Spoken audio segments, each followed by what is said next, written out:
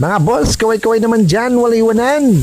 Welcome sa Pinataka Cooking Style natin mga boss. Magluluto po tayo ngayon ng ginisa na sari-saring gulay.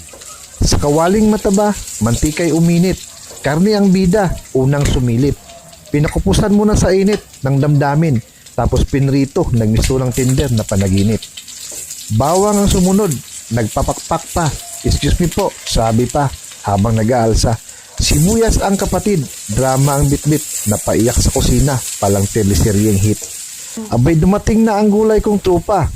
May talong, okra, may sitaw at may kalabasa pa.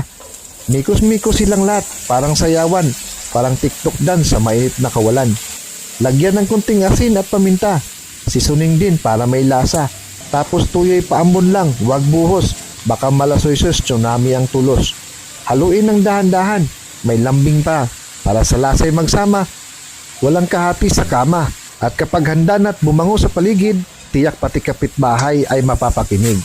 Kaya kung gusto mong kumain ng masaya, maginisa ka ng gulay, wag purot sibog na taba. May karne na, may gulay pa, kumbo ng galing. At sa bawat subo mo, puso mo'y gumigiliw din.